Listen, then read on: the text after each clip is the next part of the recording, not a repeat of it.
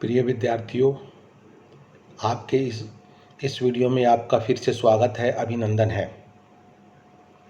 हमारा जो टॉपिक चल रहा है वो कॉम्प्लेक्स टिश्यूज के बारे में चल रहा है और पिछले वीडियोज में हम लोगों ने जाइलम के बारे में अध्ययन कर लिया है और अब हम कॉम्प्लेक्स टिश्यूज को आगे बढ़ाते हुए जो दूसरा पार्ट है फ्लोएम, उसके बारे में आज हम अध्ययन करेंगे। कॉम्प्लेक्स टिश्यूज के बारे में जब हमने टॉपिक शुरू किया था तब हमने ये जाना था कि इन टिश्यूज को हम दो भागों में डिवाइड करते हैं, जाइलम एंड फ्लोएम। जाइलम जो पानी के कंडक्शन का काम करता है, फ्लोएम जो भोजन का पूरे प्लांट में जो लीफ में बना है या ग्रीन पार्ट में बना है उसको पहुंचाने का काम करता है।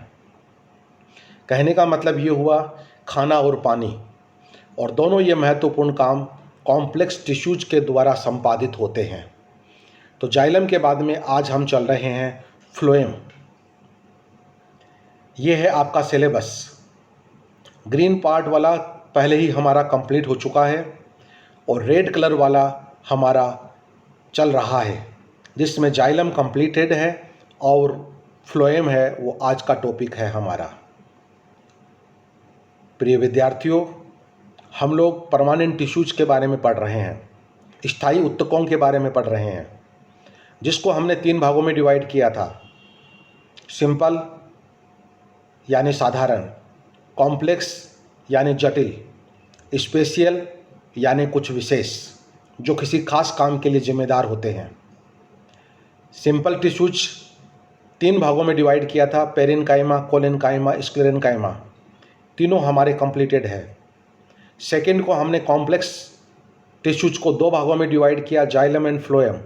जाइलम कंप्लीटेड है, आज का हमारा टॉपिक होगा फ्लोएम, और स्पेशल टिश्यूज है वो हमारा नेक्स्ट टॉपिक होगा। हमने कॉम्प्लेक्स टिश्यूज की जो डेफिनेशन सबसे पहले वाले वीडियो में, जाइलम के पहले वाले वीडियो में की थी कि ये कोशिकाओं का वो समूह होता है जो ओरिजिन और फंक्शन में एक समान है, लेकिन स्ट्रक्चर में एक से ज़्यादा टाइप की कोशिकाएं हैं उसके अंदर पाई जाती है, तभी हम इसको कॉम्प्लेक्स टिश्यूज के नाम से जानते हैं।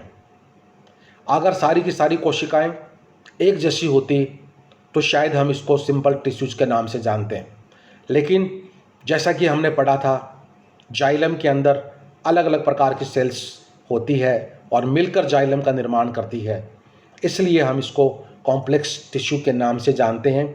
और यही सेम थिंग है वो फ्लोएम के साथ होगी, इसलिए ये आपकी कॉम्प्लेक्स टिश्यूज की परिभाषा। 2 भागों में हमने डिवाइड किया, जाइलम एंड फ्लोएम। आज का टॉपिक है हमारा फ्लोएम, जो कि भोजन का संवहन करने का काम करता है। जो भी ग्रीन प्लांट्स पार्ट होंगे प्लांट के अंदर, वहाँ पर फोटोसिंथेसिस चलती है। सूर्य से आने वाली एनर्जी भोजन के रूप में आकर संरक्षित होती है और ये एनर्जी भोजन के रूप में पूरे प्लांट को पहुंचाई जाती है, क्योंकि प्रत्येक पार्ट जो जीवित है उसको जीवित रहने का अधिकार है, और अधिकार है तो उसको एनर्जी चाहिए, और एनर्जी चाहिए तो जो भोजन बना है वो पूरे प्लांट में ट्रांसलोकेट होगा। ये एक डायग्राम है जिसके माध्यम से हम ये समझ सकते हैं जाइलम और फ्लोएम की जो संरचना है, जो स्ट्रक्चर है, ये आपके सामने है। जाइलम और फ्लोएम को मिलाकर, जैसा कि मैंने आपको बताया था, संवहन पूल या वेस्कुलर बंडल के नाम से हम जानते हैं। जो ग्रीन पार्ट में आप करीब करीब गोलाकार जो सेल्स देख रहे हैं, ये जाइलम है, पर्टिकुलरली जाइलम की वेसल्स। और जो छोटी छोटी कोशिकाएं हैं जाइलम की नीचे की तरफ, वैसे ये जाइलम की ऊपर की तरफ है, लेकिन डायग्राम में जो आपके सामने चित्र बना हुआ है इसमें आपको नीचे दिखाई दे रही है, तो ये फ्लोएम है। तो जाइलम पानी का संवहन करता है और फ्लोएम है वो भोजन का। जाइलम की कोशिकाएं कंपैरेटिवली बड़ी साइज की होती है और फ्लोएम कंपैरेटिवली छोटे साइज का होता है। फ्लोएम को हम बास्ट टिश्यूज के नाम से भी जानते हैं, और ये पूरे पौधे के अंदर जो अलग अलग पार्ट्स हैं वहाँ पर भोजन की सप्लाई करने का काम करता है। बहुत महत्वपूर्ण काम है फ्लोएम का। जाइलम और फ्लोएम, जैसे बार बार मैं रिपीट कर रहा हूँ, खाना और पानी दोनों के बिना ही हमारा काम नहीं चल सकता। जिस तरह से जाइलम का नाम नेगेली ने दिया था, उसी तरह फ्लोएम जो टर्म है उसको भी नेगेली नामक वैज्ञानिक ने 1858 में इंट्रोड्यूस किया, और ये टर्म या जो नेम है वो नेगेली के द्वारा ही दी गई है। चलिए आगे चलते हैं, हम लोग फ्लोएम के टॉपिक को आगे बढ़ाते हुए इसके वर्गीकरण के बारे में हम लोग बात करते हैं। फ्लोएम का वर्गीकरण, क्लासिफिकेशन ओरिजिन के बेस पे हो सकता है, पोजीशन के बेस पे हो सकता है, साइज के बेस पे हो सकता है। अलग अलग क्राइटेरिया बनाकर हम लोगों को चलना पड़ेगा, और किस तरह से हम इनको डिवाइड कर सकते हैं, वर्गीकृत कर सकते हैं, ये है आपका क्लासिफिकेशन। सबसे पहले हम बात करेंगे उत्पत्ति के आधार पर। जाइलम में भी हमने बात की थी, ठीक उसी तरह से हम लोग फ्लोएम में बात करेंगे। ओरिजिन के आधार पर वही दो टाइप है, primary phloem and secondary phloem. वो फ्लोएम पौधे में शुरुआत से ही प्रेजेंट होता है, प्रोकेम्बियम से स्टार्ट होता है, उसको हम प्राइमरी फ्लोएम के नाम से जानते हैं। और वो फ्लोएम जो सेकेंडरी ग्रोथ के बाद में, यानी बाद में जाकर बनता है, उसको हम सेकेंडरी फ्लोएम के नाम से जानते हैं। दोनों में डिफरेंस वापस से देखिएगा। प्राइमरी फ्लोएम है वो प्रोकेम्बियम से, जब प्राइमरी प्लांट बॉडी का जो फॉर्मेशन होता है, डेवलप होती है एम्ब्रियो से, तब निर्माण होता है फ्लोएम, उसको हम प्राइमरी कहते हैं। तो हमारा सिंपल सा मीनिंग ये होगा कि प्राइमरी फ्लोएम प्रोकेम्बियम के द्वारा बनाया जाता है। ये है आपका सेकेंडरी फ्लोएम। ये जब प्लांट के अंदर थिकनेस में जब वृद्धि होती है, सेकेंडरी ग्रोथ होती है, डेवलपमेंट की जो प्रोसेस होती है, उस वक्त जो वेस्कुलर कैम्बियम है, वेस्कुलर बंडल के बीच में, वो जो फ्लोएम का निर्माण करता है, उसको हम सेकेंडरी फ्लोएम कहते हैं। प्राइमरी फ्लोएम जन्म से ही, सेकेंडरी फ्लोएम बाद में जाके। सिंपल सा डिफरेंस है, वो ये है। उसके बाद में हम चलते हैं साइज के बेस पर। जाइलम में भी हमने प्रोटोजाइलम और मेटाजाइलम शब्द यूज किया था, उसी तरह से हम फ्लोएम में भी वही शब्द यूज करते हैं, प्रोटोफ्लोएम एंड मेटाफ्लोएम। निश्चित रूप से जो प्रोटोफ्लोएम है वो शुरुआत की जो अवस्थाएं होती है, प्रोकेम्बियम से जो फ्लोएम का डेवलपमेंट होता है, उस वक्त जो फ्लोएम बनता है वो होता है साइज में छोटा, उसको हम कहते हैं प्रोटोफ्लोएम। दूसरे वाला फ्लोएम भी प्रोकेम्बियम के द्वारा ही बनता है, लेकिन लेटर स्टेज ऑफ डेवलपमेंट, विकास के बाद के क्रम में। सिंपल सा मीनिंग ये हुआ, दोनों में से प्रोटोफ्लोएम पहले बनता है, मेटाफ्लोएम बाद में बनता है। लेकिन जब साइज की बात करेंगे, प्रोटोफ्लोएम साइज में छोटा होता है, मेटाफ्लोएम साइज में बड़ा होता है।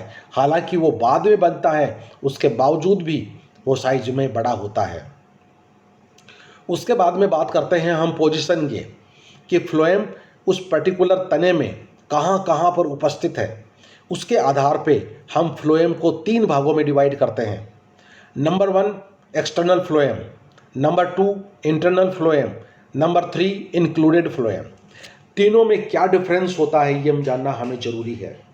हमने कहा जाइलम और फ्लोएम मिलकर वेस्कुलर बंडल का निर्माण करते हैं, और मैंने पहले आपको ये भी बतलाया है कि दोनों के बीच में कैम्बियम की एक लेयर हो भी सकती है, नहीं भी हो सकती है। अगर होती है तो वो डाइकोट प्लांट होता है, अगर वो नहीं होती है तो वो मोनोकोट प्लांट होता है। ये जो पर्टिकुलर बात हम लोग कर रहे हैं, ये विशेष रूप से हम लोग डाइकोट प्लांट की बात कर रहे हैं। इसका मीनिंग ये हुआ कि बीच में कैम्बियम की एक लेयर है। इस कैम्बियम के ऊपर की तरफ जो फ्लोएम है, उसको हम एक्सटर्नल फ्लोएम के नाम से जानेंगे। अब सिंपल सा मीनिंग ये हुआ कि जो इंटरनल फ्लोएम है वो और इंक्लूडेड फ्लोएम है, वो कैम्बियम से नीचे होता है। कैसे होगा, समझने का प्रयास करते हैं। पहले हम 1 और 2 नंबर की बात करते हैं, 3 नंबर को छोड़ देते हैं फिलहाल हम लोग। पहला का मतलब है एक्सटर्नल, दूसरे का मतलब internal. Dear friends, maximum plants के अंदर जो सिचुएशन होती है, उसमें ऊपर की तरफ फ्लोएम होता है और नीचे की तरफ जाइलम होता है, और बीच में कैम्बियम की एक लेयर होती है। लेकिन कुछ प्लांट्स ऐसे होते हैं जिनमें ऊपर फ्लोएम, बीच में जाइलम और नीचे भी फ्लोएम होता है। इस प्रकार के बंडल को हम बाइकोलेटरल प्रकार का वेस्कुलर बंडल कहते हैं। जिसमें एक तरफ फ्लोएम और एक तरफ जाइलम होता है उसको हम कोलेटरल कहते हैं। जिसमें दो तरफ फ्लोएम और बीच में जाइलम होता है उसको हम बाइकोलेटरल प्रकार का वेस्कुलर बंडल कहते हैं। आई थिंक ये चीज़ आपको समझ में आई होगी। जब जाइलम बीच में है तो ऊपर भी फ्लोएम है और नीचे भी फ्लोएम है, तो ऊपर वाले फ्लोएम को हम कहेंगे एक्सटर्नल फ्लोएम और नीचे वाले फ्लोएम को हम कहेंगे इंटरनल फ्लोएम। और इंटरनल फ्लोएम का एक नाम और है जिसको हम कहते हैं इंट्राजाइलरी फ्लोएम। और डियर फ्रेंड्स, ये पर्टिकुलरली जिन प्लांट्स में पाई जाती है उनकी फैमिलीज के नाम आप देख सकते हो।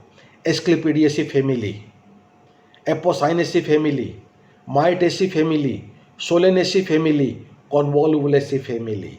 इनके जो प्लांट्स हैं उनमें वेस्कुलर बंडल बाइकोलेटरल प्रकार के होते हैं, जिनमें ऊपर भी फ्लोएम, नीचे भी फ्लोएम और जाइलम है वो बीच में पाया जाता है। और यही कारण है कि एक्सटर्नल और इंटरनल फ्लोएम।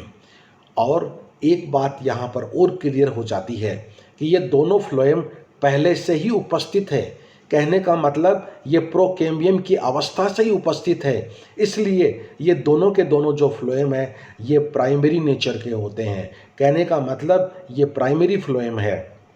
3 नंबर पे आप देख रहे हो इंक्लूडेड फ्लोएम। इंक्लूडेड फ्लोएम शुरुआत से पौधे में नहीं होता है, इसका मतलब ये प्राइमरी तो नहीं हो सकता है। जब सेकेंडरी ग्रोथ पौधे में प्रारंभ होती है, कैम्बियम के द्वारा जब नई नई कोशिकाओं का निर्माण होता है तो ऊपर की तरफ निश्चित रूप से सेकेंडरी फ्लोएम बनेगा और नीचे की तरफ सेकेंडरी जाइलम बनेगा।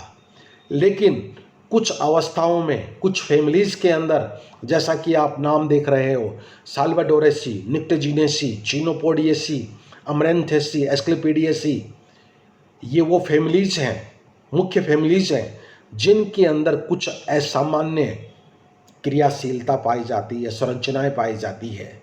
कैम्बियम का काम ऊपर की तरफ सेकेंडरी फ्लोएम और नीचे की तरफ सेकेंडरी जाइलम बनाना होता है।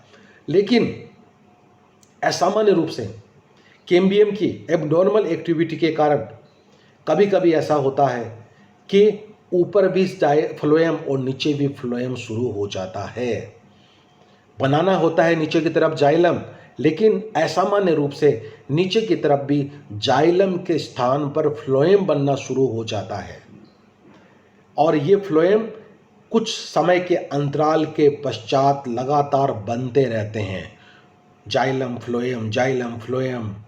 तो नीचे की तरफ जो फ्लोएम असामान्य रूप से बना है वो सेकेंडरी जाइलम के बीच में आके जमा हो जाता रहता है, होता रहता है। और इस फ्लोएम को हम इंक्लूडेड फ्लोएम या इंटरजाइलरी फ्लोएम के नाम से जानते हैं।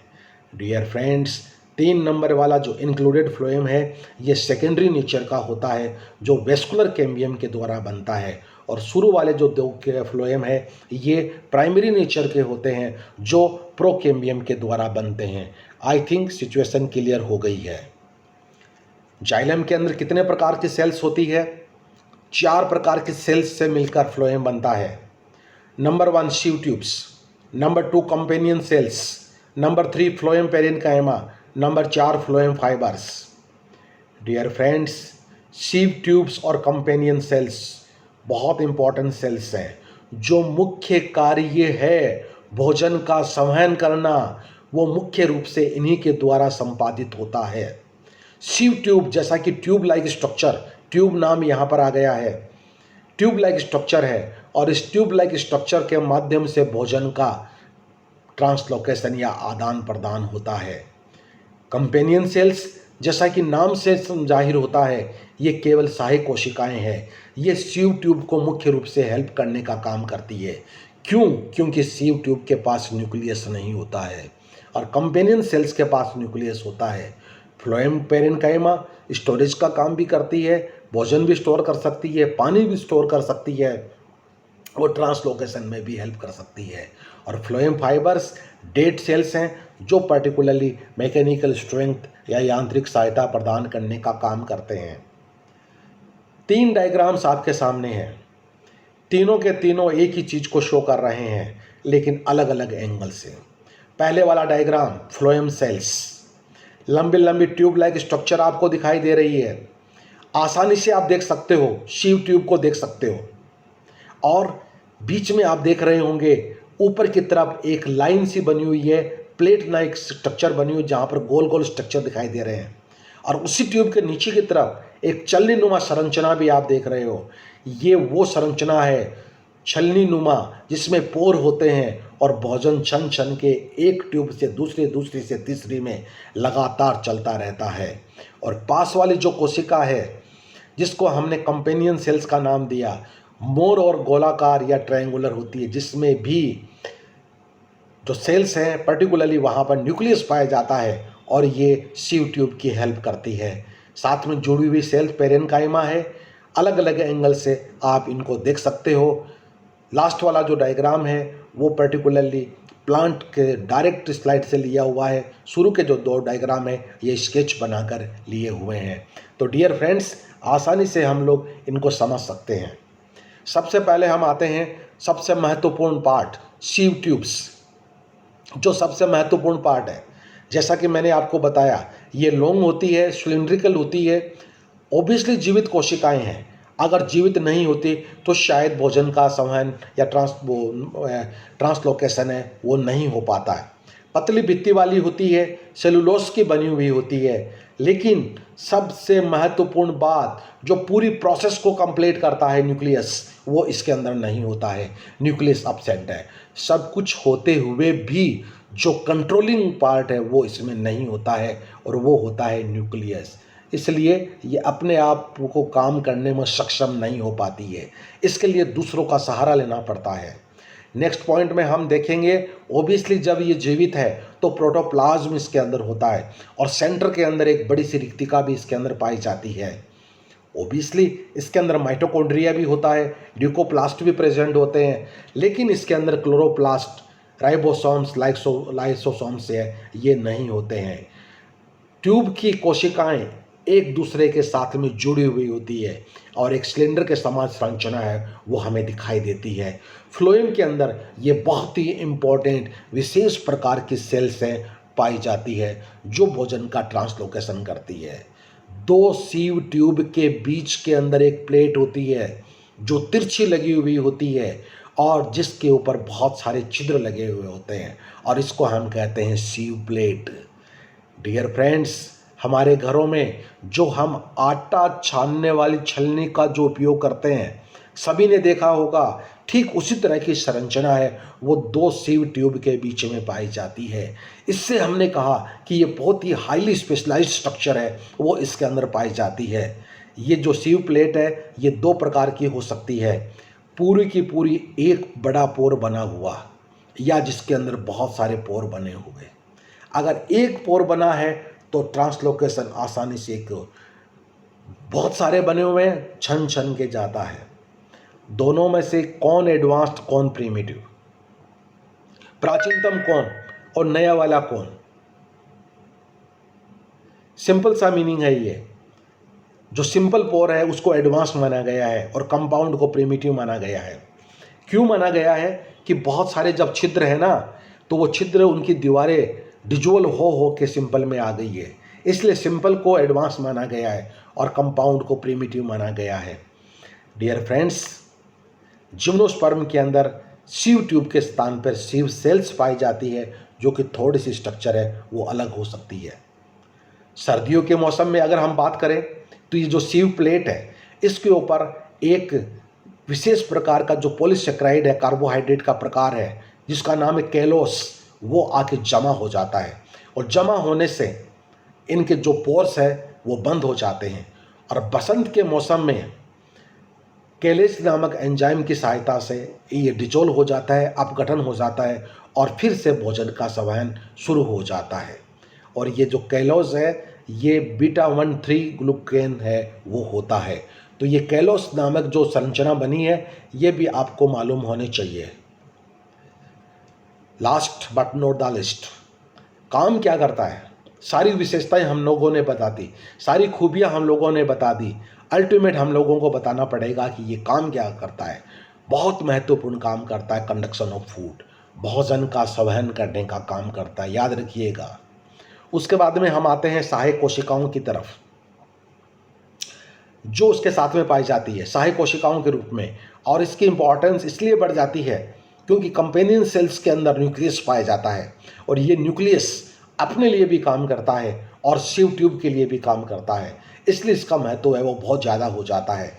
अगर हम इसको टीएस में देखें, छोटी कोशिकाएं होती है, मोर और लेस राउंडेड, रेक्टेंगुलर, ट्रायंगुलर हो सकती है। साइटोप्लाज्म होता है, न्यूक्लियस होता है, और यही न्यूक्लियस सिव ट्यूब के लिए भी काम करता है क्योंकि उसके अंदर नहीं है। पतली भित्ति वाली होती है, ओबियसली जीवित कोशिकाएं होती है, तभी ये काम करती है, और हमेशा ये सिव ट्यूब के साथ ही पाई जाती है। और आपस में जो एक दूसरे का कनेक्शन होता है वो प्लाज्मोडेस्माटा के द्वारा होता है। आपस में एक दूसरे का प्रोटोप्लाज्म या साइटोप्लाज्म में वो जुड़ जाता है, और प्लाज्मोडेस्माटा का जो कनेक्शन होता है उसके माध्यम से ये इन्फॉर्मेशंस का आदान प्रदान है वो कर सकता है। ये इस प्रकार की सेल्स केवल एंजियोस्पर्म में पाई जाती है, जिम्नोस्पर्म में ये नहीं पाई जाती है, टेरिडोफाइट्स में भी नहीं पाई जाती है।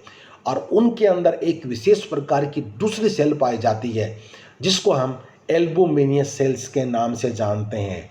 याद रखिएगा, अक्सर एक नंबर के क्वेश्चन में पूछा जाता है जिम्नोस्पर्म के अंदर सिव सेल्स के स्थान कंपेनियन सेल्स के स्थान पर क्या पाई जाती है, तो आपको मालूम होना चाहिए एल्बुमिनियस सेल्स है वो पाई जाती है।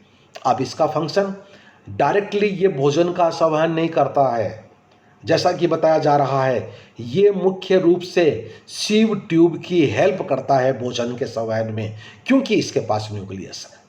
ये सबसे बड़ा हथियार है वो इसके पास में है, कंट्रोलिंग पावर इसके पास में है, रिमोट है वो इसके पास में है, क्योंकि न्यूक्लियस सारी प्रोसेस को कंट्रोल करने का काम करता है।